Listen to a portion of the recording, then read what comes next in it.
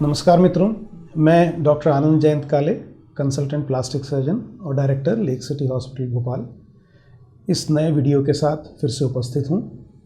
आज हम लोग बात करेंगे एक नए कॉस्मेटिक सर्जरी के हिस्से की, जिसको हम लोग बोलते हैं फैट ग्राफ्टिंग। हमारे शरीर में जैसे अलग अलग टिश्यूज़ होते हैं, उसी तरह से फैट भी एक इम्पॉर्टेंट टिश्यू होता है। कई जगह पे वो अनवांटेड होता है और कई जगह पे वो एक्सट्रीमली वांटेड होता है।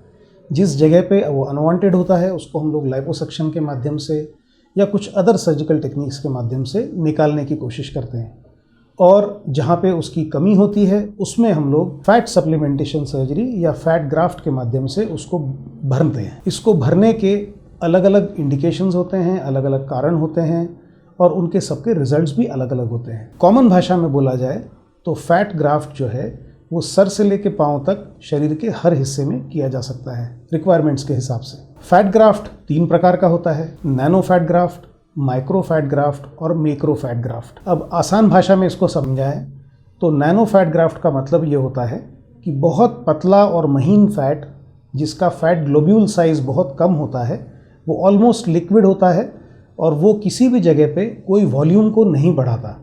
वो सिर्फ स्टेम सेल रिजुविनेशन करता है, जिसको हम लोग स्टेम सेल थेरेपी भी कहते हैं। ये हम चेहरे से लेके, गर्दन से लेके शरीर के और किसी भी हिस्से में इस्तेमाल कर सकते हैं। इवन हैंड रिजुविनेशन भी हम लोग नैनो फैट ग्राफ्ट के माध्यम से कर सकते हैं। इसको बनाने की एक अलग विधि होती है। माइक्रो फैट ग्राफ्ट जो होता है वो महीन फैट होता है। ये मीडियम साइज फैट ग्लोब्यूल्स होते हैं। फर्दर डिटेल्स जानने की आवश्यकता नहीं है। पर्पस सिर्फ इतना होता है कि इसको हम लोग त्वचा के नीचे रख देते हैं, ताकि जिस जगह पे हमको फैट की कमी महसूस होती है उसको हम लोग सबडर्मली या त्वचा के नीचे रख के माइक्रो फैट ग्राफ्ट के माध्यम से उस हिस्से को सुधार सकते हैं। जैसे आँखों के आसपास के हिस्से में झुर्रियाँ होने की वजह से एजिंग प्रोसेस जो शुरू हो जाती है, उसको हम लोग माइक्रो फैट ग्राफ्ट के तरीके से इम्प्रूव कर सकते हैं। चीक में भी हम लोग माइक्रो फैट ग्राफ्ट डाल सकते हैं, गर्दन में भी डाल सकते हैं, हाथों के हिस्सों में भी डाल सकते हैं, जो एजिंग की वजह से वहाँ पे झुर्रियाँ आ जाती हैं। तीसरा होता है मैक्रो फैट ग्राफ्ट।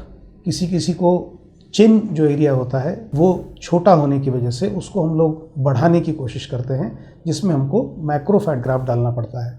किसी किसी को पैदाइशी विकार होने की वजह से गाल का हिस्सा धंसा होता है, चेहरे की जो हड्डियाँ होती हैं वो कमज़ोर तरीके से डेवलप होती हैं, उसको भी हम लोग इस ऑपरेशन के माध्यम से बढ़ा सकते हैं, नियर नॉर्मल कर सकते हैं। एक कंडीशन होती है जिसको हम लोग बोलते हैं हेमीफेशियल माइक्रोसोमिया, जिसमें चेहरे का आधा हिस्सा थोड़ा सा कम डेवलप्ड होता है, तो हम लोग वहाँ पे बोन के ऊपर त्वचा के काफ़ी नीचे फैट ग्राफ्ट को डाल के उस हिस्से को बढ़ा सकते हैं। ये सब टेक्निक्स पिछले 8 से 10 सालों में डेवलप हुई हैं। ये पहले अवेलेबल नहीं थी हमारे पास। अब आने की वजह से बहुत बदलाव आ गया है। सर्जिकल रिजल्ट्स में भी, अवेलेबिलिटी ऑफ फैट की वजह से लोगों के रिजल्ट्स में भी, एक्सपेक्टेशंस में भी बहुत तेज़ी से बदलाव आ रहे हैं। और फैट ग्राफ्ट जिन अलग अलग हिस्सों में अलग अलग कारणों की वजह से किया जाता है, उसकी एक संक्षिप्त जानकारी मैंने आपसे शेयर की।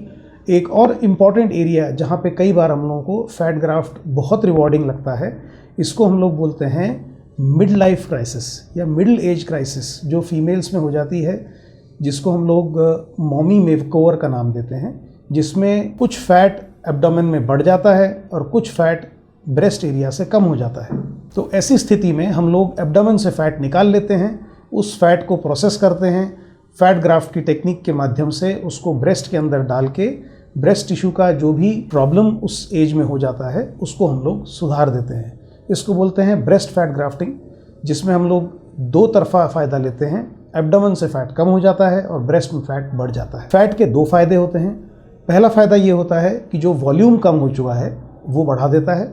दूसरा, फैट ग्राफ्ट में स्टेम सेल्स का नंबर बहुत ज़्यादा होता है, जिसको हम लोग बोलते हैं स्ट्रोमल वैस्कुलर फैक्टर। ये स्ट्रोमल वैस्कुलर फैक्टर में स्टेम सेल्स होने की वजह से जो एजिंग होती है, स्किन के अंदर जो एजिंग चेंजेस हो जाते हैं, वो भी रिवर्स हो जाते हैं कुछ समय के लिए। तो एंटी एजिंग प्रोसेस भी हम अचीव कर लेते हैं इससे, और साथ में जो वॉल्यूम फिल हमको करना होता है या जो वॉल्यूम कम हो जाता है उसको करेक्ट करना होता है, वो भी हम इसके माध्यम से कर लेते हैं। अगर आपको ये वीडियो पसंद आया हो तो हमारे चैनल को लाइक करें, सब्सक्राइब करें, बेल आइकन दबाएं।